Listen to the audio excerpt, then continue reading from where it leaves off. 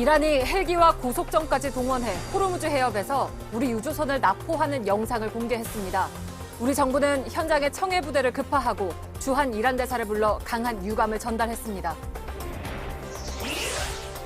우리나라에서 코로나로 숨진 사람이 1,000명을 넘었습니다. 이 가운데 40% 가까운 사람들이 지난해 12월 한 달 동안 숨졌습니다. 요양병원 환자들을 비롯해 기저질환이 있는 고령층에 대한 대책이 시급합니다. 사상 최대 실적과 주가를 기록 중인 삼성전자가 서울 서초사옥에 새 들어 장사하는 점포들의 임대료를 올린 걸로 확인됐습니다. 상인들이 코로나로 힘든데 올리면 어떡하냐고 하소연했지만 삼성 측은 건물 가치가 올라 어쩔 수 없다며 인상했습니다. 소한인 오늘 밤부터 전국 대부분 지역에 한파특보가 내려졌습니다. 내일부터는 북극발 한파가 본격적으로 시작되면서 영하 20도 밑으로 내려가는 곳도 있습니다. 뉴스룸이 끝나고 손석희 전 앵커 사회로 신년 특집 대토론, 어제에 이어 두 번째 토론이 진행됩니다. 오늘 주제는 코로나 위기 속 2021년 과제입니다. 이재명 경기지사와 고민정 더불어민주당 의원, 원희룡 제주지사와 황보승희 국민의힘 의원이 출연합니다. 제주 용눈이 오름에 나와 있습니다. 탐방객들이 몰리면서 탐방로에 깔아뒀던 매트가 모두 훼손돼 버렸는데요. 고정 핀만 남아있다 보니까 오히려 위험해 보입니다. 휴식기가 필요한 제주의 오름들, 잠시 후 밀착 카메라에서 전해드립니다.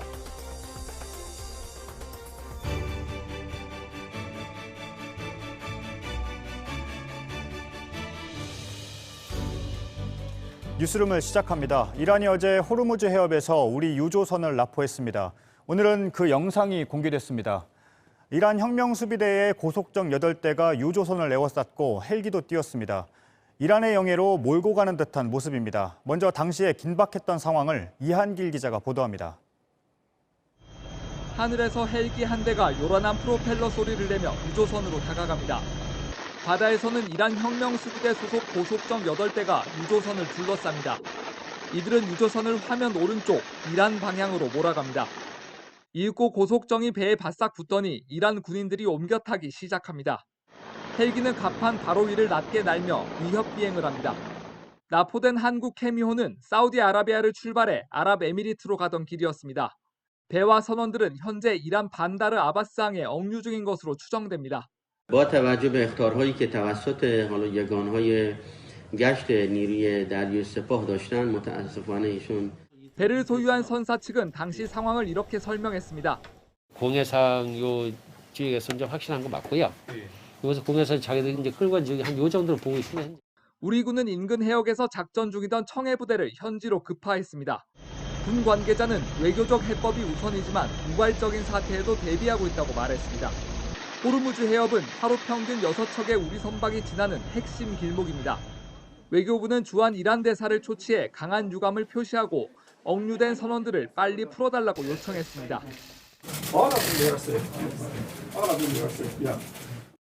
문재인 대통령이 적극적인 대응을 지시한 가운데 최종건 외교부 1차관은 예정대로 오는 10일 이란을 방문합니다. JTBC 이한길입니다. 이란은 외교 경로를 통해선 우리 유조선이 해양을 오염시켰기 때문이라고 주장하고 있습니다. 하지만 이면에는 돈 때문이란 분석이 많습니다. 실제 이란 정부 대변인은 한국 정부가 70억 달러를 인질로 잡고 있다고 말했습니다. 정재윤 기자입니다. 이란 정부는 우리 유조선을 납포한 이유가 해양 오염 때문이라고 주장합니다. 주한 이란 대사 등도 이번 건은 단순히 기술적인 사안이다라는 점을 분명히 하였습니다. 유조선의 해양 오염 활동으로 이란 해양청에서 고소가 들어와 사법 절차를 개시했다는 겁니다. 하지만 단순히 기술적인 문제로만 보기는 어렵습니다. 이란 정부는 오늘 기자회견을 열고 한국 정부가 70억 달러, 우리 돈 약 7조 6천억 원을 인질로 잡고 있다고 주장했습니다. 2018년 미국의 이란 제재가 강화되기 전까지 우리나라와 이란은 우리은행과 IBK 기업은행의 원화 계좌로 교역을 했지만 지금은 그게 불가능해져 자금이 묶인 겁니다. 실제 우리 정부는 최근까지도 이 동결된 자금을 활용하는 방안을 이란과 검토 중인 걸로 확인됐습니다. 이란은 긴급한 코로나19 백신을 확보하기 위해 이 돈을 코백스 퍼실리티 참여 비용으로 쓰자고 제안한 걸로 알려졌습니다. 의약품 등 인도적 물품을 거래하는 경우에는 제재 예외가 허용될 수 있습니다. 다만 미국 제재망에 대한 불안 때문인지 아직 최종 실행에 이르지는 못했습니다. 이란 혁명수비대가 외국 선박을 납포한 건 처음이 아닙니다. 2019년 7월엔 영국 유조선 스테나 임페로를 납포했습니다. 그때도 호르무즈 해협에서 미국과의 군사적 긴장감이 고조된 직후였습니다.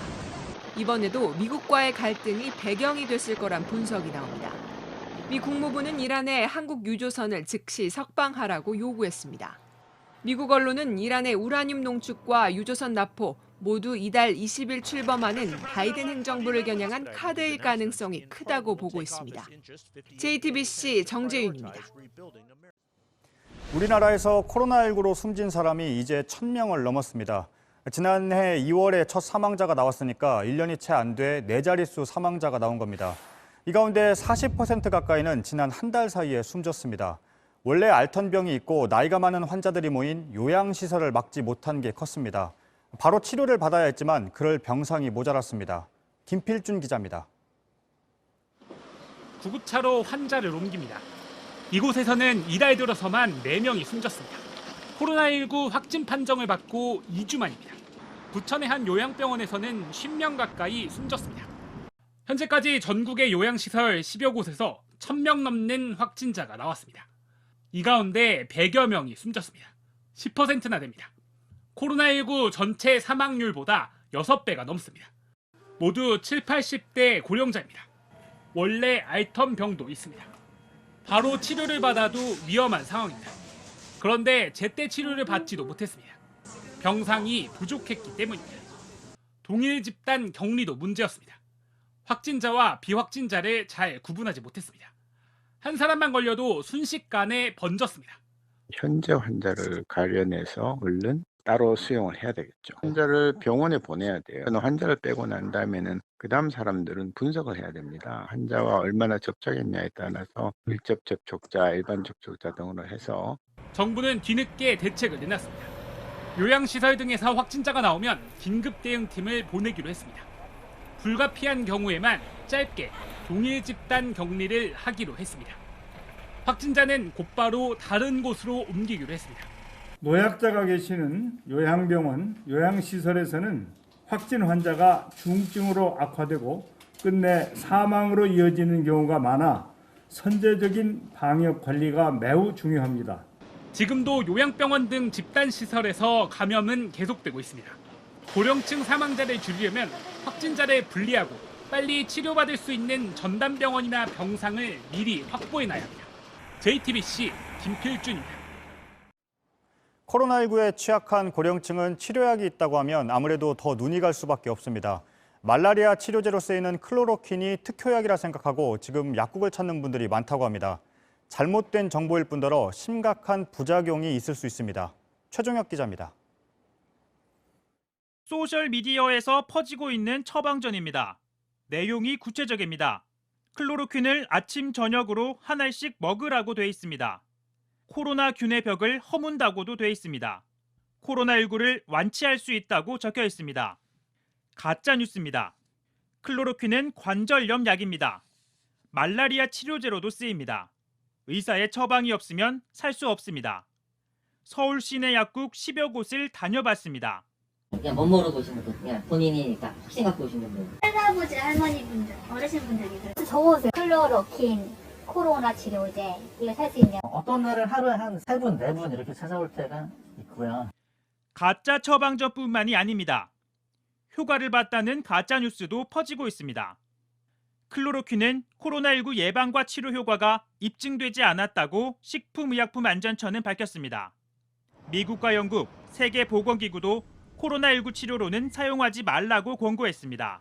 두통이라든지 가벼운 그런 구역 같은 부작용부터 시작해서 점검하면서 드셔야 되는 약이거든요. 코로나19 효과 있다라는 저 가짜 뉴스만 믿고 본인이 혼자 복용하다가는 낭패를 볼 수 있죠. 유럽 의약품청도 간과 신장에 나쁜 영향을 미치고 심지어 발작으로 이어질 수 있다고 경고했습니다. 처방전 없이는 살 수 없다 보니 해외 직구 사이트를 통해 살 수 있다는 정보도 공유됩니다. 식약처는 가짜 약일 수 있고 심각한 부작용을 겪을 수 있다고 강조했습니다. JTBC 최종혁입니다. 코로나19에 걸린 아이가 갑자기 열이 오르는데 해열제가 떨어졌다면 어떨까요? 확진 판정을 받은 일가족이 보건소에 해열제를 구할 수 없냐고 했더니 예산도 일산도 없어서 주기 어렵다는 답이 돌아왔습니다. 한때 K방역이라고 주목받았는데 어느새 아이에게 해열제 하나 구해줄 수 없는 상황이 된 건지 배양진 기자가 취재했습니다. 선생님 어떤가요?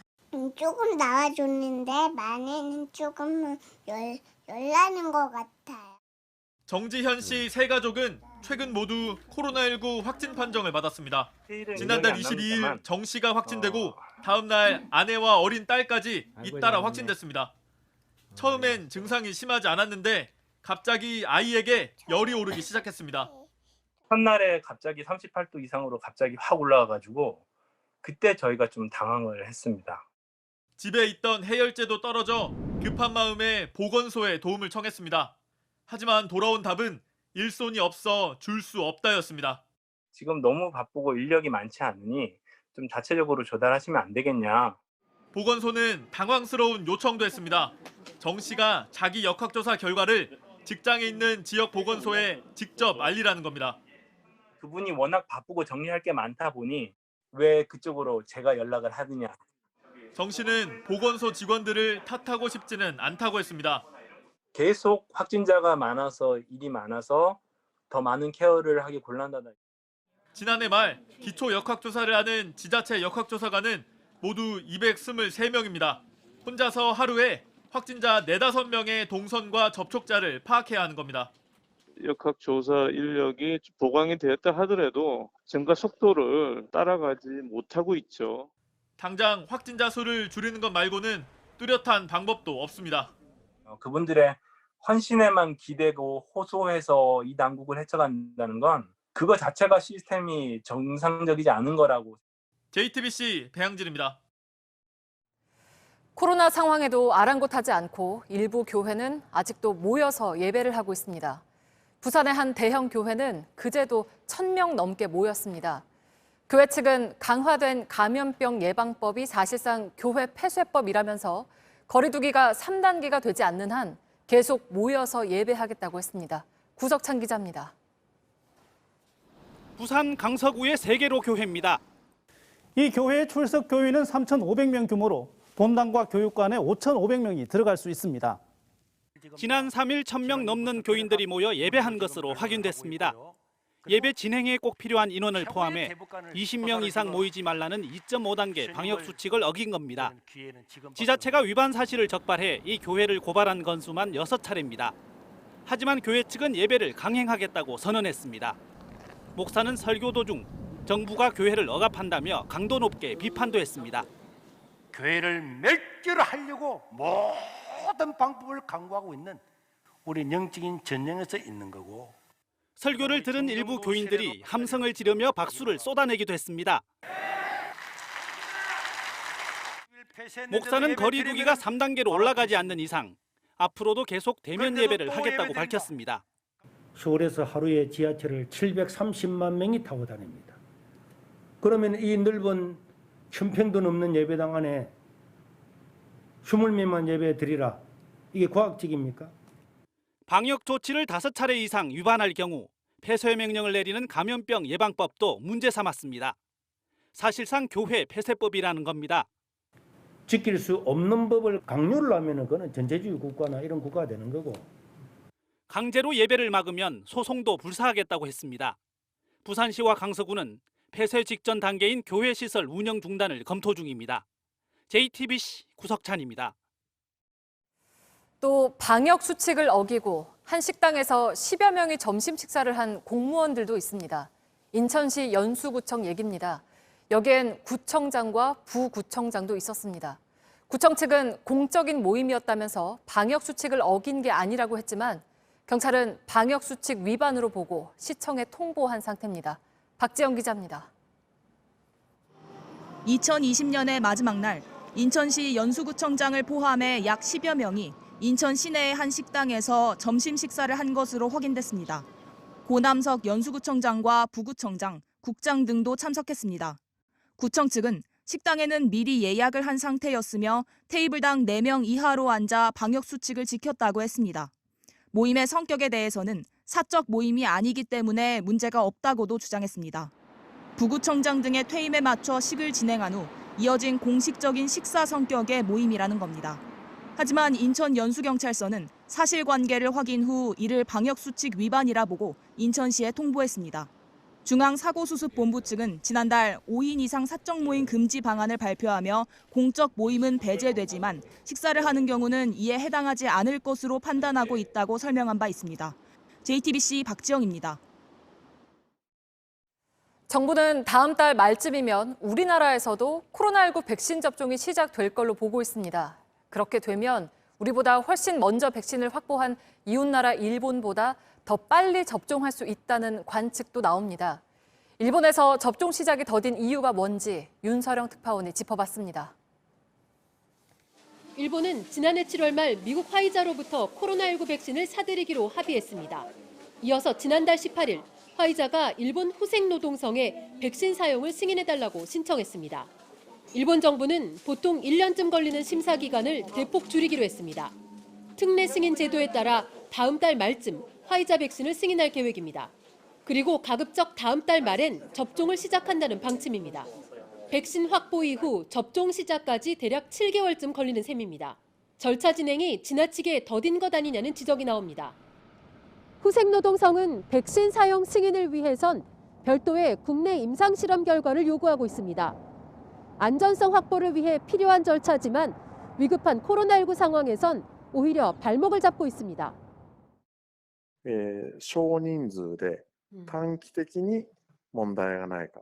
一般の方々が欲しがっている安全性のデータではないと思う。日本でもう一度審査するっていうことの無駄。 실제로 일본은 이미 확보한 백신을 국내에서 다시 임상시험을 하는데 상당한 시간을 보냈습니다. 모더나 임상시험은 아직 시작도 안 했습니다. 화이자를 제외하곤 사용 승인을 신청하지도 못했습니다. 상황이 이렇자 스가 총리는 아예 화이자 측에 임상시험 결과를 빨리 정리하라고 재촉하고 나섰습니다. 도쿄에서 JTBC 윤서령입니다. 네, 지금 국내에서는 유일하게 코로나19 백신을 접종하고 있는 곳이 있죠. 주한미군 기지입니다. 윤세민아 기자가 백신을 맞은 한국인 행정직원을 만나봤습니다. 주한미군 행정직원 윤인경 씨는 지난달 31일 모더나 백신을 맞았습니다. 모더나 백신은 아직 국내에서 정식 승인을 받지 못했습니다. 다만 주한미군에서 일하는 의료진과 병원 행정직원도 우선적으로 접종을 맞을 수 있다는 지침에 따라 윤 씨 등 일부 한국인 직원들도 백신을 맞았습니다. 백신에 대한 정보가 제 스스로 공부가 안 된 상태였어서 그럴 때는 조금 약간 이걸 맞아도 되는 건가 그때랑 별로 다르다는 생각은 없었어요. 오늘 그 오전에 맞으셨나요? 네. 접종 부위가 약간 통증이 약간 있는 거 외에는 아무 증상이 없었습니다. 절차는 조금 달랐습니다. 자발적인 접종 의사가 있는지 여러 차례 물었고 백신을 맞은 뒤에도 이상 반응이 없는지 꼼꼼히 확인했습니다. 맞겠냐 안 맞겠냐 결정부터 백신을 맞아도 괜찮은 몸 상태인지 다시 한번 체크를 하고 맞고 나서는 이제 기다려서 이제 15분 동안 기다리면서 괜찮은지 보고 백신에 대한 불안감을 씻어내기 위해 접종 전 의사가 직접 브리핑을 하는 등 세심한 부분까지 고려했습니다. 화상 회의로 이제 들어와서 질문도 바로바로 할 수 있고 교육을 이제 받고 나서는 이제 문제 없이 맞아도 되겠다라는 개인적으로 확신이 들어서 이르면 다음 달 국내 접종을 준비하는 우리 정부에도 시사점이 될 것으로 보입니다. JTBC 윤세민아입니다. 네, 이렇게 백신 접종이 세계 여러 나라에서 시작이 됐지만 크고 작은 문제로 예상만큼 속도를 내지 못하고 있습니다. 우리도 제대로 준비를 해야 합니다. 이 문제를 집중 취재하고 있는 윤영탁 기자가 지금 나와 있습니다. 윤영탁 기자, 가장 먼저 준비해야 할 게 뭘까요? 네, 유통망입니다. 지난해 9월 독감 백신 유통 사고를 일으켰던 당시 사진을 먼저 보시겠습니다. 저 냉장 트럭에서 내린 백신 상자들을 이렇게 상온에 또 바닥에 놔뒀다가 물 백신 논란을 일으켰었습니다. 이번엔 더 까다로운 백신들이 옵니다. 바로 화이자 백신 이야기인데요. 드라이아이스로 영하 70도까지 온도를 낮춰서 유통하고 또 한 번 해동하면 5일 안에 접종해야 합니다. 5명분이 한 세트라서 한 번에 맞아야 합니다. 또 독감 백신처럼 한 회사에 맡겨서는 안 되고요. 특성에 따라서 유통망을 나눠야 합니다. 네, 또 누가 먼저 백신을 맞을지 이것도 중요하잖아요. 네, 그래서 정부는 100만 명을 최우선 접종 대상자 이렇게 추렸습니다. 의료진과 요양시설에 있는 고령층이 대상인데요. 그런데 기저질환도 있고 나이가 많기 때문에 백신을 맞으러 움직이는 것도 쉽지 않은 상황입니다. 물론 정부는 접종센터를 만들거나 기존 백신 접종 경험이 있는 병원들을 거점으로 지정하기로 했습니다. 여기에 더해서 백신 버스도 필요하다는 의견들이 전문가들 사이에서 나왔습니다. 까다로운 걸로 유명한 화이자 백신도 해동을 하고 나면 5일 동안은 냉장 유통을 할 수가 있기 때문에 충분히 가능한 상황입니다. 네, 근데 뭐 백신이 나와도 맞지 않겠다 이런 거부감이 있는 사람들도 꽤 있는데 이거는 어떻게 해야 할까요? 네, 그렇습니다. 백신의 안정성과 관련된 이런 가짜뉴스들은 빨리 걸러내야 합니다. 실제로 접종 속도가 가장 빠른 이스라엘은 정부가 나서서 가짜뉴스를 막고 있습니다. 또 신뢰도 심어줘야 합니다. 미국에서 조 바이든 대통령 당선인이 접종받은 모습을 공개한 것도 이런 맥락입니다. 실제 많은 전문가들을 이 얘기를 들어보면 가장 필요한 준비 과정으로 백신에 대한 국민 홍보를 꼽는 그런 전문가들이 많았습니다. 네, 잘 들었습니다. 윤영탁 기자였습니다.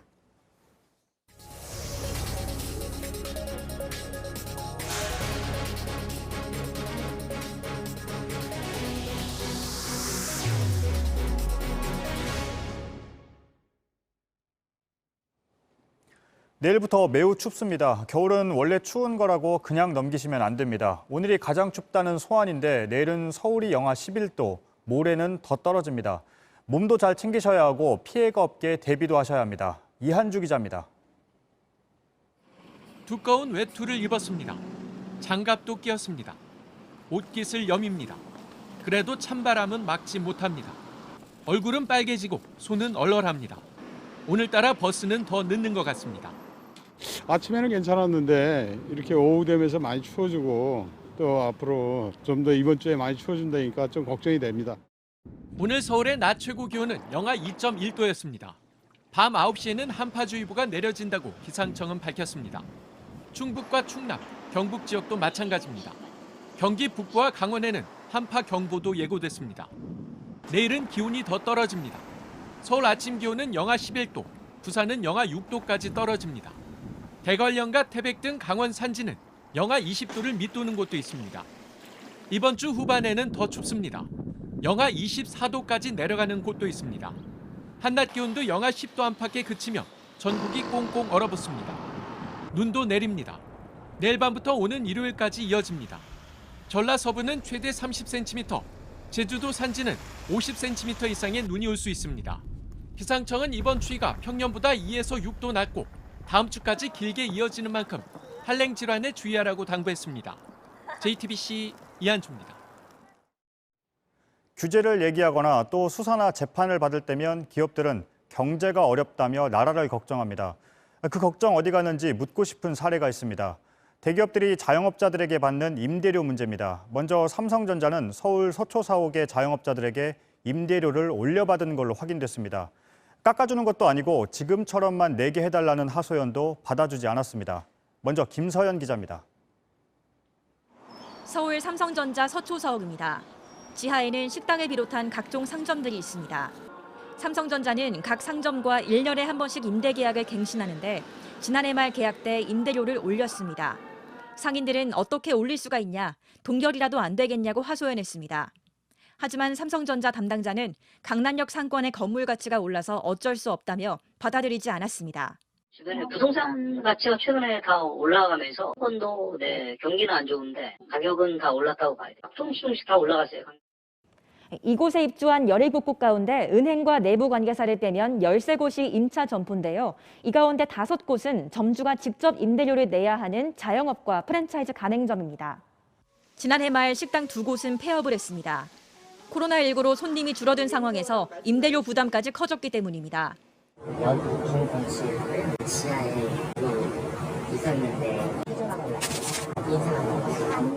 이에 대해 삼성전자는 지난해 건물 가치가 오른 점과 물가 상승률 등을 고려해 임대료를 올렸다고 설명했습니다. 그러면서 내부 관계사 2곳이 있어 안 올릴 경우 법적인 문제가 생길 수 있다는 점도 감안했다고 덧붙였습니다. 하지만 재계 1위 기업으로서 사회적 책임이 부족한 게 아니냐는 지적이 나옵니다. 임차인의 부담을 덜어주기 위한 착한 임대인 운동과는 거리가 멀기 때문입니다. 더구나 삼성전자는 지난해 3분기 역대 가장 좋은 실적을 기록하는 동시에 주가도 가장 높은 수준입니다. 영업 제한 조치 때문에 사실상 지금 거의 극한에 몰려 있는 상황인데 그래도 지금 삼성전자는 이 코로나 상황에서도 선방하고 있다라는 기업인데 별다른 지금 움직임이 없다라고 하면 사실 중소상공인들 입장에서는 쉽지 않은 지금 상황이죠. JTBC 김서연입니다. 올리지 않으면 잘한 거란 말을 듣기엔 지금 자영업자들의 사정이 너무 안 좋습니다. 그런데 저희가 15개 대기업을 취재해보니 내린 곳은 별로 없었습니다. 롯데그룹 계열인 롯데슈퍼는 올리려다가 취재를 시작하자 없던 일로 했습니다.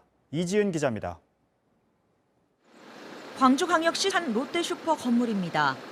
이곳에 새든 점포 몇몇 곳은 지난해 11월 말 롯데슈퍼 사업본부 대표의 직인이 찍힌 공문을 받았습니다. 임대료 인상을 검토해 재계약을 시행할 예정이라는 내용이었습니다. 플러스가 아니라 마이너스였거든요. 계속 온 국민이 힘들어하고 일반 개인 건물이면 덜 그러는데 어떻게 보면 롯데라는 그 임차인들은 롯데슈퍼 관리자에게 여러 차례 전화해 사정을 봐달라고 부탁하기도 했습니다. 5% 이제 인상할 거라고 그렇게 공문이 왔어요. 얼마 전에 그랬더니 본사에 그럼 직접 전화하시라고. 이처럼 롯데로부터 임대료 인상 공문을 받은 점포는 전국에 74곳입니다. 취재가 시작되자 롯데 측은 실무진이 실수로 잘못 보낸 것이라며 올릴 생각이 없었다고 해명했습니다. 하지만 상인들은 공문을 보낸 지 한 달이 넘은 데다 여러 번 항의를 했는데 몰랐다는 건 믿기 어렵다고 반박했습니다. 이에 대해 롯데 측은 임대료를 올린 계약서가 본사로 왔다면 반려했을 것이라며 임차인들에게 사과문을 보냈습니다. 다른 대기업들은 어떨까? 대기업 15곳을 조사해봤더니 소유하고 있는 건물 내 점포에 임대료를 내린 곳은 3곳뿐이었습니다. 두산과 신세계 스타필드, 포스코입니다. LG와 롯데는 일부 계열사 차원에서 한두 차례 감면해줬습니다. 삼성을 비롯해 SK, 한화, 한진 등은 내리지 않았습니다. 최근 정부가 세액 공제를 늘리며 착한 임대인 운동을 독려하고 있지만 대기업들은 크게 움직이지 않고 있는 상황입니다.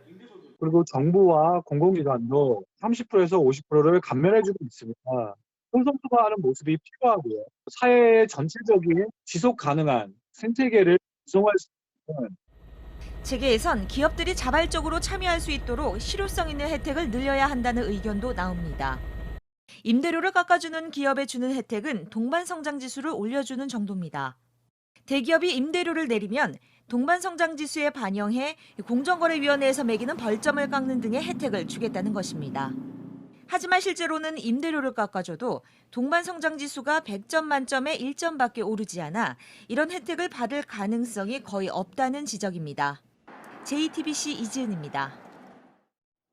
LG 트윈타워에서 일하던 청소 노동자들은 노조를 만들었다는 이유로 해고됐다며 오늘로 21일째 농성을 이어가고 있습니다. 노동자들은 LG 구광모 회장의 고모들이 소유한 용역업체 소속이었습니다. 취재진은 이 업체를 추적해 지난해 용역계약서를 입수했습니다. 전문가들은 일감을 몰아준 의혹이 짙다고 분석했습니다. 그러니까 친척에게는 일감을 몰아준 의혹, 또 노동자에게선 일감을 빼앗았다는 지적을 동시에 받고 있는 겁니다. 강나현 기자입니다. 용역업체 지수INC는 LG 구광모 회장의 고모 구헌미, 구미정 씨가 지분 100%를 갖고 있습니다. 취재진은 이 업체와 트윈타워를 관리하는 LG 자회사에 지난해 계약서를 입수했습니다. 부가세를 제외하고 총 46억 원이 넘는 금액의 청소 용역을 맡았습니다. 취재진은 적절한 액수인지 확인하기 위해 복수의 청소 용역 업체 관계자를 접촉했습니다.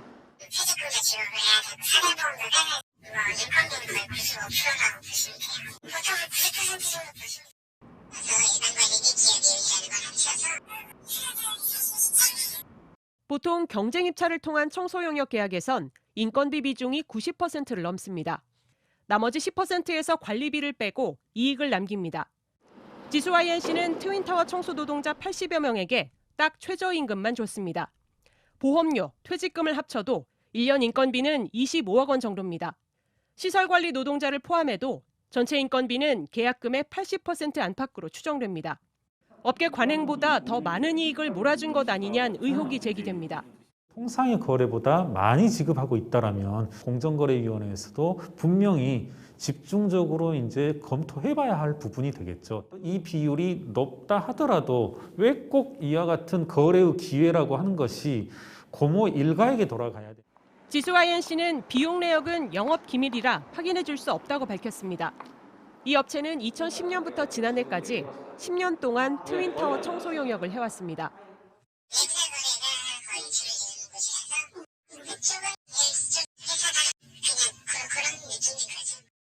LG전자, LG유플러스를 비롯해 광화문과 서울역 LG빌딩까지 일감 상당 부분은 LG 계열사 건물 청소나 보안 용역입니다. 2019년 기준 매출액은 1,300억 원, 영업이익은 55억 원이었습니다. 구광모 회장의 두 고모는 지난해에만 배당금으로 총 60억 원을 가져갔습니다. 계열사에 의존해서 친족들이 이렇게 먹고 사는 문제를 해결해 주는 것은 일감을 몰아주는 회사에게 불공정한 어떤 거래가 될 수 있고 또는 다른 중소기업들이 일을 할 수 있는 기회를 박탈하는 것이기 때문에 일감 몰아주기 의혹에 대해 LG는 지수INC는 계열 분리를 한 별개 회사이며 경쟁 입찰을 통해 용역 계약을 했다고 밝혔습니다. 법적인 문제가 없단 겁니다. 하지만 전문가들은 계열사가 아니라고 해도 부당 지원 혐의로 공정위가 충분히 조사할 수 있다고 지적합니다. 친인척이 아니었으면 원천적으로 이렇게 할 수 있었겠느냐. 그건 공정위가 만약 의지를 갖고 조사를 한다면은 그건 청소 용역 시장에 있어서의 부당한 지원이 된다고 보여지거든요. 의지의 문제라는 거죠. JTBC 강나현입니다. 온갖 학대를 당하다가 태어난 지 16개월 만에 숨을 거둔 정인이를 두고 정인아 미안해라는 목소리가 계속되고 있습니다. 그 미안함은 세상을 바꾸는 에너지가 돼야 하고 그러려면 무엇이 잘못됐는지 찾아야 합니다. 정인이가 세상을 떠나기 20일 전에 진료를 하고 또 경찰에 신고한 의사가 그 당시 순간을 말했습니다. 아이가 이미 체념한 듯 축 늘어져 있었다고 했습니다. 이 의사의 신고는 경찰에 접수된 세 번째 신고였습니다. 홍지용 기자입니다. 소아과 전문의 A씨는 지난 9월 23일 정인이를 진료했습니다. 정인이가 숨지기 20일 전이었습니다. 당시 어린이집 원장이 정인이의 상태가 안 좋아 보인다며 데려왔습니다. 2달 전 진료할 때도 입안에 깊고 큰 상처가 있었던 정인이. 이날은 그때보다도 상태가 좋지 못했다고 합니다. A씨는 정인이의 영양 상태나 정신 상태가 정말 불량해 보였고 걷지도 못하고 있었다고 전했습니다. 갓 15개월 된 아이라고는 상상할 수 없었다고 말합니다. 원장님 품에 이제 쭉 늘어져서 안겨 있었는데 너무 이렇게 체념한 듯한 그런 표정이었었고요. 어른들로 치면 자포자기랄까 그런 느낌을 받았다고 합니다. A씨는 정인이가 심각한 아동학대를 받고 있다고 의심해 경찰에 신고했지만 그 뒤의 상황은 전해 듣지 못했다고 밝혔습니다. 정인이가 숨진 뒤 장례를 치른 목사는 경찰 부검 직후 시신을 받았고 아동학대에 대해서는 전혀 듣지 못했다고 설명했습니다. 그 목회자 가정의 자녀들인데 아이를 그렇게까지 학대해서 그게 정말 치사에 이르게 됐다 이런 생각은 상상도 할 수 없었던 상황이잖아요. JTBC 홍지용입니다. 정인이가 다니던 어린이집 선생님 그리고 이웃 주민도 학대가 의심된다며 경찰에 신고했습니다. 마지막 소아과 의사까지 신고만 3번입니다. 그런데 그때마다 새로운 수사팀에 배정이 됐습니다. 그러니까 각 수사팀이 보기엔 신고가 한 건만 들어온 걸로 돼 있었던 겁니다. 물론 한 건이었어도 절대 놓쳐선 안 됐습니다. 다르게 말하면 3개 수사팀이 모두 뿌리친 셈입니다. 김지성 기자입니다. 정인이가 학대를 당한 것 같다는 신고가 경찰에 접수된 건 모두 3차례입니다.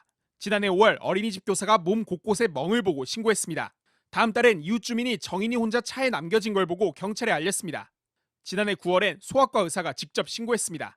그런데 신고가 접수될 때마다 담당 수사팀이 달랐습니다. 하나의 사건을 사실상 서로 다른 3건으로 수사한 겁니다. 아동학대 사건을 도맡는 학대 예방 경찰관이 있었지만 소용없었습니다. 첫 번째와 두 번째 신고 때 경찰은 아이에게 안마를 하다가 멍이 생겼다거나 수면 교육을 위해 아이를 차에 뒀다는 부모 말만 믿었습니다. 두 신고를 담당한 경찰관 7명에게 내려진 건 주의나 경고 처분뿐 낮은 수준의 경징계를 내린 겁니다. 이 가운데 간부급은 경찰서 담당 계장과 과장뿐이었습니다. 경찰은 정인이의 마지막 신호도 흘려보냈습니다. 지난해 9월 소아과 의사가 영양과 정신 상태, 입안의 상처를 봤을 때 아동학대가 의심된다고 신고했습니다. 하지만 경찰은 고의로 그런 것처럼 보이지 않는다고 했습니다. 그리고 20일 뒤 정인이는 결국 세상을 떠났습니다. 서울경찰청은 소아과 의사의 학대 신고를 처리한 수사팀에 대해 이번 달 중순쯤 징계위원회를 열 방침입니다. 어느 선까지 어떤 수위로 처벌받을지 관심이 쏠리고 있습니다. JTBC 김지성입니다. 경찰은 올해부터 수사 종결권, 그러니까 검찰을 거치지 않고 수사를 끝낼 수 있는 권한을 가졌습니다. 하지만 정인이 사건을 3번이나 종결하면서 우려의 목소리가 나옵니다. 경찰청을 취재하는 이서준 기자가 나와 있습니다. 3번 종결했다는 건 정인이가 목숨을 잃은 뒤에 알려졌죠? 맞습니다. 정인이는 살아있을 때 멍, 상처, 그리고 야윈 몸으로 3차례나 세상에 학대를 알렸습니다. 하지만 3차례 모두 내사 종결됐습니다. 이 내사 종결은 정식 수사를 할 필요가 없다는 판단입니다. 정식 수사가 없었기 때문에 경찰 단계에서 없던 일로 놔둘 수 있었습니다. 결국 정인이가 숨진 뒤에야 정식 수사가 시작됩니다. 이때서야 3차례 내사도 세상에 알려졌습니다. 정인이가 죽음으로 세상에 알린 겁니다. 네, 올해부터는 내사뿐 아니라 정식 수사도 경찰선에서 끝낼 수가 있죠? 네, 맞습니다. 경찰이 스스로 끝낼 수 있는 범위가 넓어진 겁니다. 지난해까지는 수사에 착수하면 반드시 검찰로 이 사건을 넘겨야 했습니다. 하지만 올해 1월 1일부터는 경찰이 판단하기에 죄가 없으면 검찰로 수사를 넘기지 않아도 된다라고 법이 바뀌었습니다. 예. 근데 이 법이 바뀌자마자 이 정인이 사건이 재주목을 받게 된 겁니다. 또 다른 정인이의 피해 호소가 내사 종결뿐 아니라 수사 종결을 통해서도 더 넓은 범위에서 묻히지 않을까 우려의 목소리가 나옵니다. 경찰은 수사를 종결해도 검찰이 재수사를 요청할 수 있다고 항변을 합니다. 하지만 원칙적으로는 한 번만 요청할 수 있습니다. 네, 그래서 지금 우려가 나오고 있는데요. 경찰은 어떻게 해결한다고 합니까? 경찰은 이 전문가들이 참여하는 외부 위원회도 운영하겠다고 합니다. 하지만 이번에 양천경찰서 경찰들에게 경징계를 내렸을 때 외부 시민위원회의 심의를 거쳤다라고 홍보를 했습니다. 이처럼 이 외부 전문가 그룹은 수사기관의 명분 쌓기, 거수기 역할만 해온 게 사실입니다. 실질적인 견제 장치를 만들 수 있을지는 이제 경찰의 몫입니다. 결국 지금의 논란도 이 바뀐 제도를 떠나서 경찰의 판단을 우리 사회가 얼마나 믿을 수 있는가, 신뢰의 문제이기도 합니다. 네, 잘 들었습니다. 이서준 기자였습니다. 정인이를 살릴 기회는 또 있었습니다. 지난해 정부는 대대적으로 아동학대 실태를 점검했습니다. 부총리 주재로 경찰과 지자체 그리고 전문기관이 나서서 1번, 보건복지부가 따로 1번 이렇게 2번이나 했습니다. 그런데 JTBC 취재 결과 2번 다 정인이를 비켜갔습니다. 최수연 기자입니다. 9살 아이가 여행 가방에 갇혀 죽고 쇠사슬에 묶여있던 아이가 발견된 지난해. 정부는 대대적인 아동학대 특별 점검을 벌였습니다. 부총리 주재로 경찰은 물론 지자체와 전문기관까지 동원된 겁니다. 기간도 6월부터 5개월 동안 진행했습니다. 이를 통해 들여다봤다는 학대 의심 사례는 무려 8,500여 건. 하지만 이러고도 정인이 학대는 걸러내지 못했습니다. 처음엔 대상 선정이 문제였습니다. 5월까지 2차례 이상 신고가 접수된 사건만 찾다 보니 6월에 2차 신고가 있었던 정인이 건은 대상에 들지 못한 겁니다. 2차 신고가 있은 뒤엔 재학대 사례 분류가 안 된 게 문제였습니다. 아동학대 혐의 없음으로 내사 종결한 경찰 기록 때문에 추가 점검이 이뤄지지 않은 겁니다. 더 아까운 기회도 있었습니다. 지난해 9월 보건복지부가 실시한 아동학대 전수조사입니다. 전수조사인 만큼 이번에는 아동보호기관이 정인이 건에 대해서도 현장 조사를 했습니다. 하지만 결론은 같았습니다. 양부모 조사 등을 근거로 학대로 보기 어렵다면서 사례에서 빼버린 겁니다. 이 결론이 내려진 뒤 20여일 뒤 정인이는 숨졌습니다. 이 합동점검 체계가 전혀 가동되지 않은 무용지물이었던 것이죠. 그래서 아동보호 체계가 좀 총체적으로 부실한 것이. 국회에는 아동학대를 막기 위한 이른바 정인이법 발의가 뒤늦게 이어지고 있습니다. 일부 의원은 사과도 했습니다. 또 다른 정인이가 나타나지 않도록 정말 뭐든지 정인아 미안하다. 사랑한다. 앞서 지난 20대 국회에서 여야는 비슷한 법안 30여 개를 임기 종료와 함께 자동 폐기시킨 바 있습니다. JTBC 최수연입니다. 네, 지금부터 제게 주어진 30초 남짓한 시간은 이 전단을 읽어드리는 데 쓰겠습니다. 21살 장준호 씨를 찾습니다. 지난달 28일 경기도 고양시 행주산성 인근 둘레길에서 실종됐습니다. 발달 장애가 있고 키 173cm에 108kg입니다. 당시 남색 얇은 외투에 회색 티 그리고 검은 바지를 입었습니다. 보신 분은 국번 없이 182나 112로 연락 바랍니다. 마스크를 불편해해서 어머니가 일부러 한적한 길을 골라 함께 산책을 하다가 아들을 놓쳤습니다. 엄마란 말 말고는 말을 잘 못한다고 합니다. 지금 어머니가 그 엄마란 말을 너무나 듣고 싶어 합니다. 구혜진 기자입니다. 엄마 뒤를 따르던 장준호 씨가 한 바퀴 빙그르 돕니다. 장 씨가 마지막으로 찍힌 CCTV입니다. 오랜만에 밖에 나와 들뜬 모습입니다. 지난달 28일 오후 4시 반쯤 김포대교 인근의 산책로를 걷던 장 씨는 뛰어간 뒤 돌아오지 않았습니다.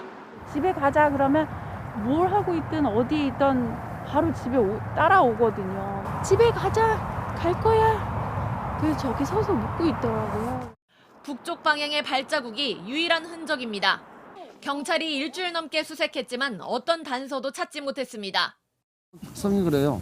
직선으로 가요. 이건 직진으로 가면 더 멀리 갔을 수도 있고.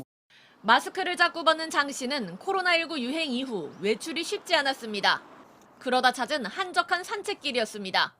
민폐를 끼칠 수 있으니까 조금 내리고 뛰어도 뭐 사람들이 막 쳐다보거나 뭐 집 뭐라고 하거나 이러진 않으니까 좋은 산책길을 발견해서 여기 너무 좋다 이랬었는데 원래라면 돌봄 시설에 가 있을 시간이었습니다. 코로나 검사를 하고 오라고 그래서 실패를 하고 왔어요. 장 씨가 지나갔을 걸로 추측됐던 곳에 아이가 좋아하는 먹을거리들을 붙여뒀지만 그대로입니다. 공개한 번호로 장난 전화와 욕설, 아들을 사칭한 보이스피싱 문자까지 날아들어 신 씨를 더 힘들게 하고 있습니다.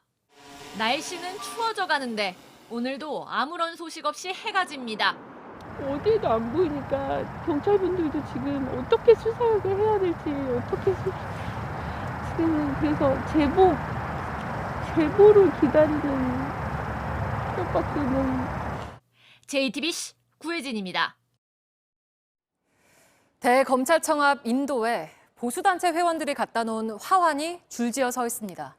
윤석열 검찰총장을 응원한다며 둔 겁니다. 그런데 한 70대가 검찰 개혁을 주장하면서 여기에 불을 질렀습니다.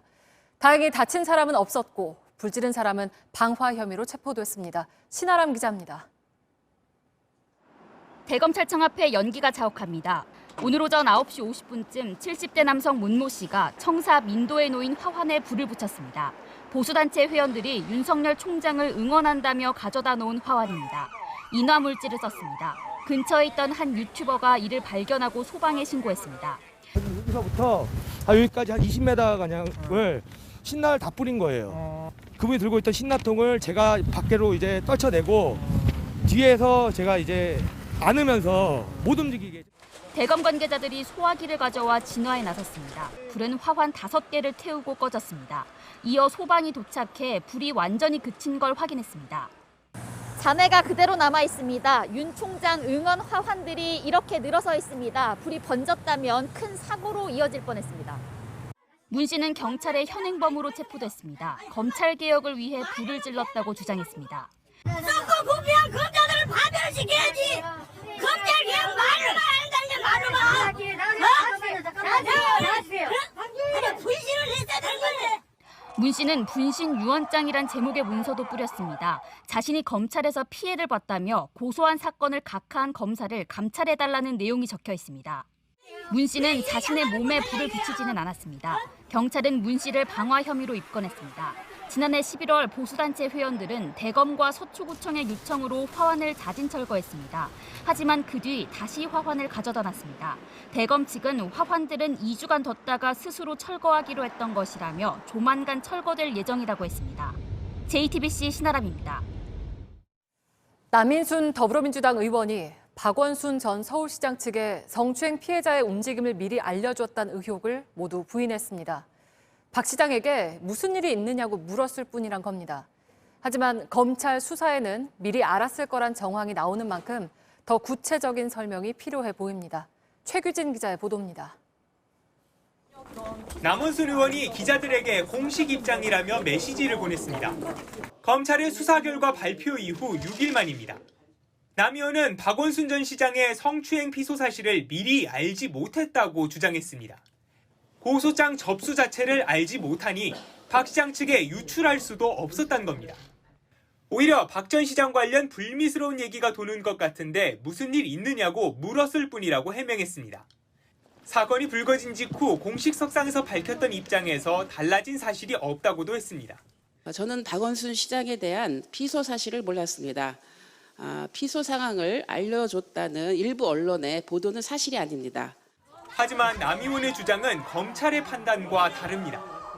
검찰은 남 의원이 여성단체를 통해 피해자의 피해 지원 요청을 전달받은 것으로 파악했습니다.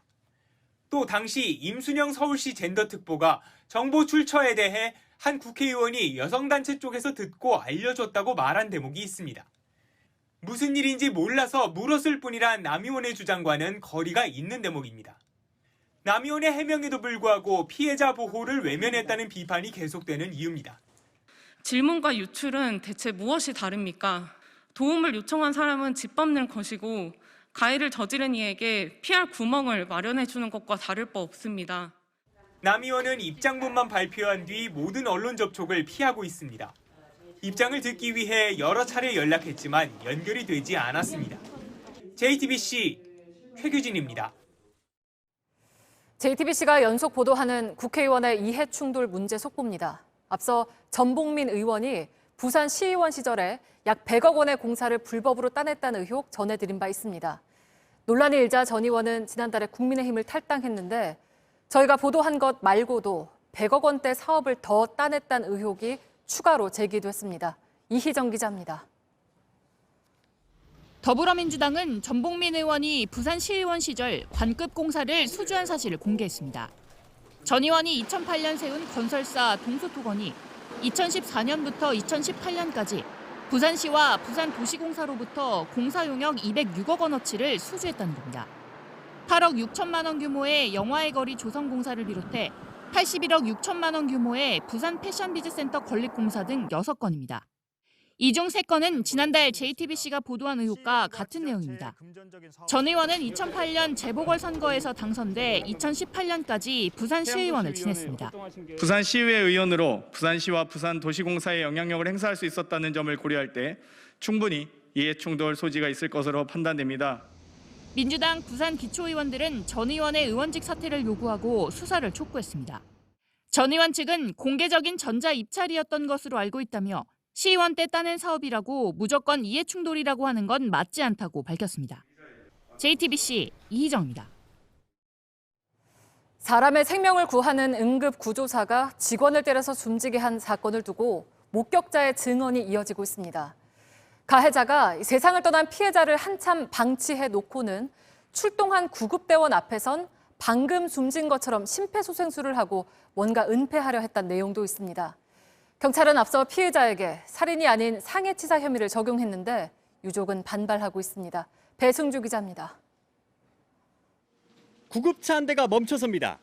잠시 뒤 남녀가 식당 안으로 들어갑니다.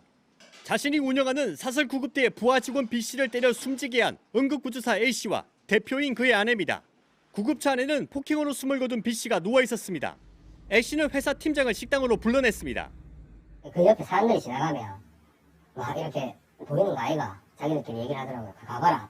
그래가지고 본부장이 나와가지고 확인도 하고 오고. A씨가 식당을 나옵니다. B씨 집 앞으로 구급차를 옮긴 뒤 119에 전화했습니다. 식당으로 간 지 7시간 만입니다. 구급차 안에 사람이 죽었다는 신고이네. A씨는 출동한 119 구급대원 앞에서 B씨에게 심폐소생술을 했습니다. 마치 방금 숨을 거둔 것처럼 119 대원을 속이려 든 정황입니다.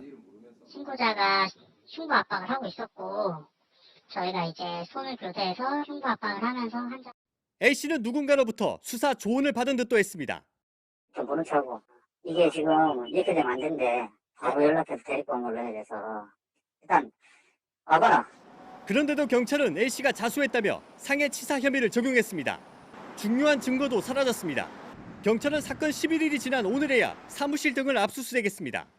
범행 장면이 담겼을 사무실 CCTV 영상은 이미 없어졌습니다. 우리 어머니도 그렇고 잠은 못 자요. 이거 어떻게 상해치사냐. 이건 진짜 명백한 살인이다.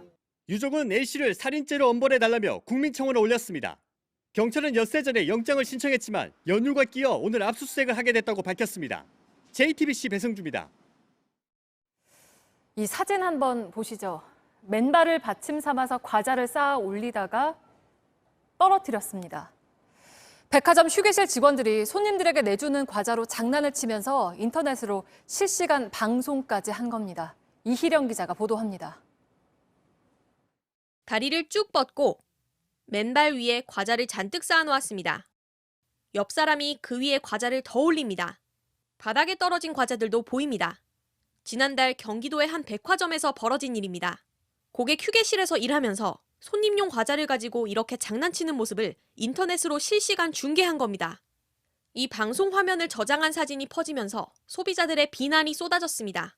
고객을 우선으로 생각해야 되는데 과자 위에 발 위에 그런 행동을 했다는 건 아무래도 고객을 좀 무시하는 당황스러운데 그런 일 있으면 안 되죠. 기분이 또 안 좋죠. 백화점은 이 사실을 확인하고 사과문을 냈습니다. 휴게실 문도 닫았습니다. 과자는 모두 버렸습니다. 휴게실 이용 고객들에겐 따로 사과 문자를 보냈습니다. 백화점 측은 외부 업체 직원들이 관리자가 자리를 비운 동안 영상을 찍었고 문제가 되자 일을 그만뒀다고 했습니다. JTBC 이희령입니다. 또 음주운전 사고 소식입니다. 어젯밤 만취 상태로 고속도로를 달리던 40대가 앞에 멈춰 서 있던 승용차를 들이받았습니다. 강한 충격에 불까지 나면서 앞차 운전자가 숨졌습니다. 김도훈 기자입니다. 시뻘건 불길이 승용차를 집어삼킵니다. 불길에 휩싸인 승용차 뒤에는 흰색 벤츠 SUV 차량이 서 있습니다. 잠시 후 불길은 벤츠 차량으로 옮겨붙습니다. 어젯밤 11시 15분쯤 경부고속도로 서울 방면 판교분기점 부근에서 추돌 사고가 났습니다. 차량 2대가 모두 불에 탔습니다. 사고는 42살 남성 A씨가 몰던 벤츠 SUV 차량이 1차로에 멈춰서 있던 아반떼 차량을 뒤에서 들이받으면서 시작됐습니다. 중앙분리대 사고로 아반떼 차량이 멈춰선 지 1분 만에 일어난 사고로 경찰은 보고 있습니다. 추정이니까 일단은 중앙분리대를 추돌을 하고 나서 아마 서지 않았나. 후속 차량이 이제 뒤에서 다가서 아마 이렇게 사고 난. 사고 직후 벤츠 운전자 A씨는 차 밖으로 몸을 피했습니다. 하지만 앞차에 있던 30대 여성 운전자 B씨는 빠져나오지 못했고 끝내 숨졌습니다. 경찰 조사 결과 A씨의 당시 혈중 알코올 농도는 면허 취소 수치를 넘는 0.115%였습니다. 만취 상태에서 운전을 하다 멈춰서 있는 앞차를 보지 못한 것으로 추정됩니다. 경찰은 벤츠 운전자 A씨를 조사한 뒤 구속영장 신청 여부를 검토할 방침입니다. JTBC 김도훈입니다. 고려대 학교에서 교통정리 업무를 하던 60대 직원이 돌진한 차량에 치여서 세상을 떠났습니다. 10년 동안 학생들의 안전을 책임졌고 사고 한 달 전에 교내 인터뷰에선 사고를 막을 때 보람을 느낀다고 했습니다. 학생들은 늘 웃어주셨던 얼굴이 기억난다면서 애도하고 있습니다. 이혜원 기자입니다. 고려대에서 교통관리를 해오던 60대 직원 A씨는 지난달 29일 차에 치여 중상을 입었습니다. 학교 정문 안에서 300m가량 빠르게 달려오던 차를 제지하려던 것으로 전해졌습니다. A씨는 사고 직후 병원으로 옮겨졌지만 어제 오전 숨졌습니다. A씨는 고려대에서 10년 동안 근무했습니다. 지난 2019년엔 우수한 직원으로 공로상을 받았습니다. 사고 전 교내 인터뷰에선 무엇보다 학생들의 안전을 강조하기도 했습니다. 사고 날 뻔한 거를 근무자가 막아서 사고를 예방하는 그런 장면들이 좀 많이 있긴 한데 그럴 때 약간 보람을 네, 그럼요. 저는 이제 고대가 항상 잘 되고 거기에 조금이나마 보탬이 되고자. A씨는 학교 정문에서 차량과 보행자가 안전하게 오가도록 관리하는 일을 했습니다. 학생들 안전 항상 생각하시고 저희들한테도 그거 항상 얘기를 해주셨으니까 좋은 리더셨고 좋은 어른이었어요. 후배들에게도 따뜻한 선배였습니다. 책임감이 너무 강하셔서 지금 이 사고 당하신 것 같고요. 저희가 근무했어도 저희 팀장님한테 배운 대로 똑같이 저희들도 똑같이 팀장님처럼 행동했을 것 같으니까 그 정도로 잘 가르쳐 주셔서 A씨의 사고 소식이 알려지자 고려대 커뮤니티에는 애도의 글이 잇따랐습니다. 학생들은 도움이 필요할 때 한 걸음에 달려와 주셨다. 늘 밝게 인사해 주셨다며 A씨를 기억했습니다. 적게나마 조의금을 보낸다는 글도 잇따랐습니다. 사고를 낸 운전자는 50대 남성으로 당시 동승자 여성과 함께 용건이 있어 학교에 방문했습니다. 경찰은 운전자를 업무상 과실치사 혐의로 입건했습니다. 전과나 증거인멸 우려, 재범 위험 등은 없다고 판단해 불구속 수사하고 있습니다. JTBC 이하원입니다. 대단할 때.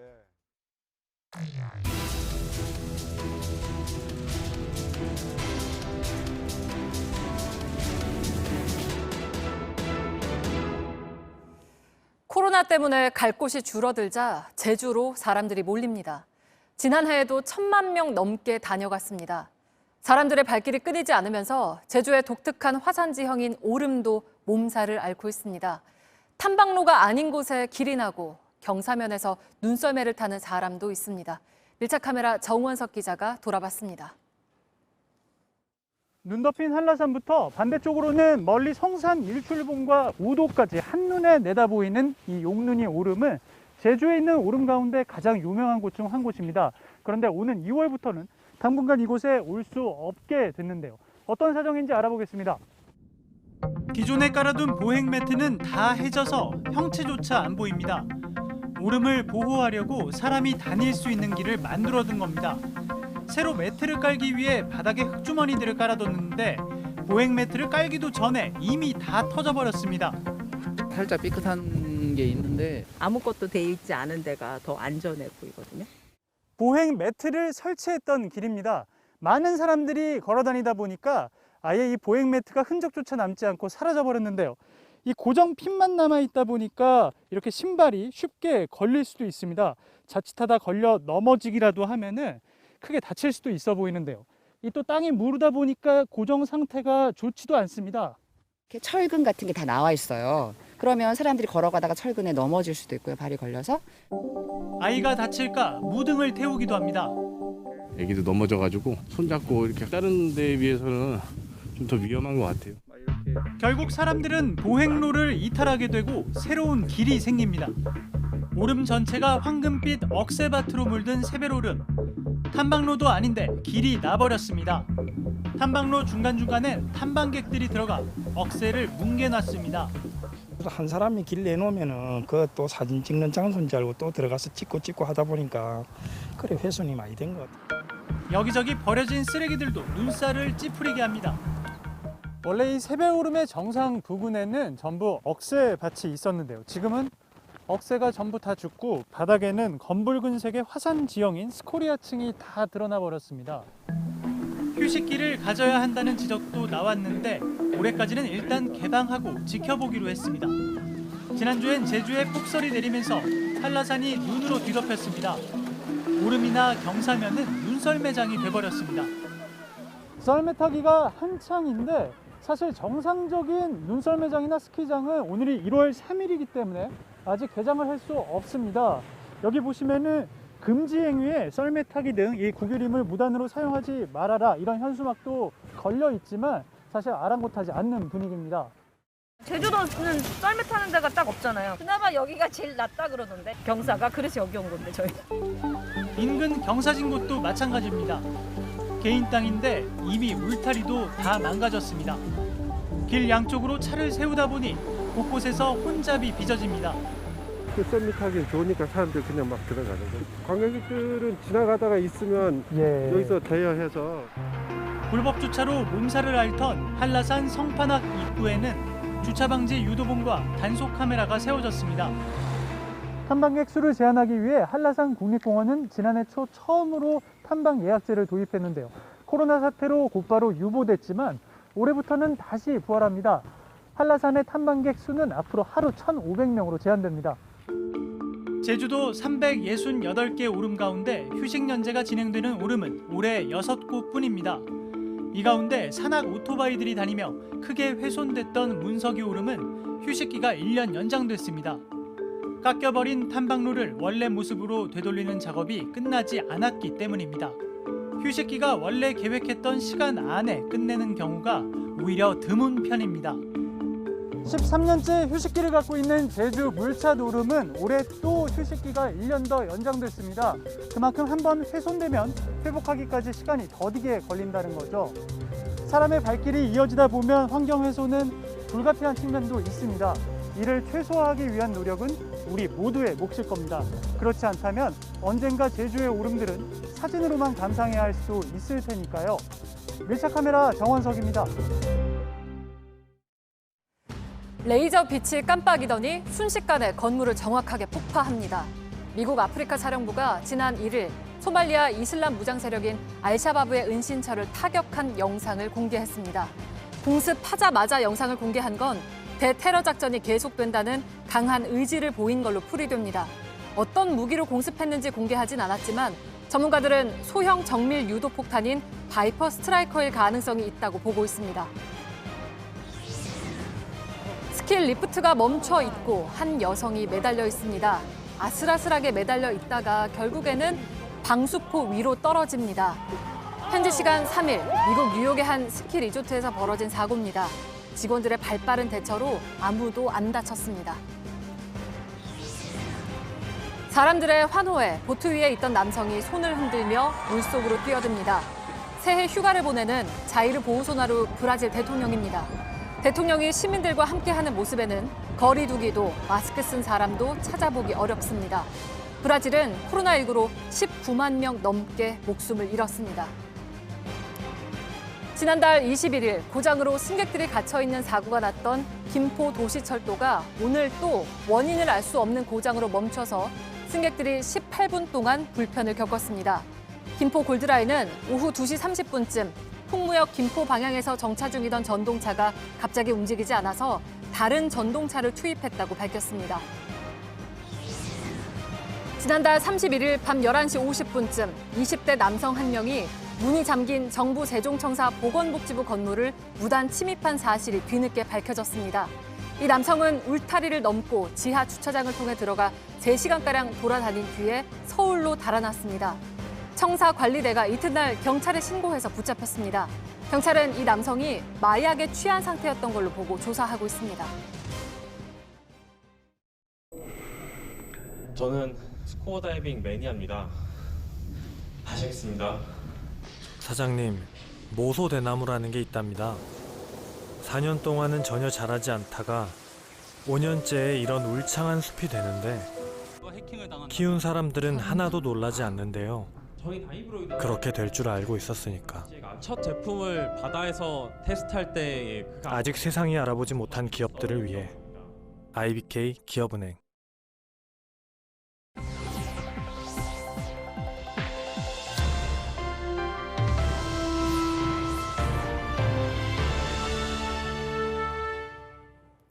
날씨 박사 시간입니다. 날씨에 대한 모든 것 오늘도 한 걸음 더 들어갑니다. 오늘은 1년 중 가장 춥다는 절기, 소환이죠. 실제로도 겨울 절기 중 기온이 가장 낮은데요. 그런데 지구온난화로 이 소환마저 따뜻해지고 있습니다. 지난 10년간 소환의 최저 기온을 보면 보시는 것처럼 점점 오르는 추세인데요. 최근 10년 동안 0.8도나 올랐습니다. 요즘같이 추운 날씨에 온난화, 먼 얘기 같죠? 하지만 이번 한파와 관련이 있습니다. 현재 북극 찬 공기를 가두던 소용돌이가 약해져서 찬 공기가 저희도로 내려오는 상황인데요. 여기에 온난화로 따뜻해진 카라 바렌츠 지역 상층에 고기압이 계속해서 발달했습니다. 이렇게 되면 찬 공기가 굽이쳐서 우리나라로 밀려오게 되고 한파가 발생하게 됩니다. 전국적으로 오랜 기간 강추위가 예상되는데요. 서울은 금요일에 무려 영하 17도까지 떨어지겠습니다. 한파에 철저한 대비가 필요합니다. 당장 내일 아침부터 기온이 크게 떨어지는데요. 내일 날씨는 어떨지 한번 알아보겠습니다. 내일 아침 기온입니다. 서울은 영하 11도, 춘천은 영하 16도가 예상되고 대전과 대구도 영하 10도 아래로 내려가겠습니다. 오늘보다 약 9도나 낮은 건데요. 찬바람도 강해 느껴지는 추위는 더 극심합니다. 전국 대부분 지역이 푸른빛과 하얀빛인데요. 영하 20도에 가까운 추위로 느껴지겠습니다. 낮에도 춥습니다. 제주를 제외한 전국이 영하 5도 이하가 예상됩니다. 모레는 기온이 더 떨어지는데요. 현재 지금 중부 지역 대부분에 이렇게 한파 경보가 예고됐습니다. 동파 위험도를 보면 강원 영서 일부는 빨간색으로 심각 수준입니다. 동파에 단단히 대비하시기 바랍니다. 한편 이번 한파는 눈도 많이 옵니다. 서해안은 아침부터 오후에는 전국적으로 눈이 내리겠습니다. 수도권에도 5cm 정도 쌓일 걸로 보이는데요. 수도권과 충청은 내일 밤 사이가 제일 강하겠습니다. 전라도와 서해안은 8일까지 이어지면서 많은 눈이 쌓이겠습니다. 동파뿐만 아니라 눈 대비도 철저히 하셔야겠습니다. 지금까지 날씨 박사 김세연입니다. 뉴스룸이 끝난 뒤에는 JTBC 뉴스룸의 신년 특집 토론이 이어집니다. 어제에 이어 두 번째로 오늘 주제는 코로나 위기 속 2021년 과제입니다. 오늘도 손석희 전 앵커의 사회로 100분간 이어집니다. 많은 시청 바랍니다. 저희는 내일 저녁 7시 40분에 찾아뵙겠습니다. 시청해주신 여러분 고맙습니다.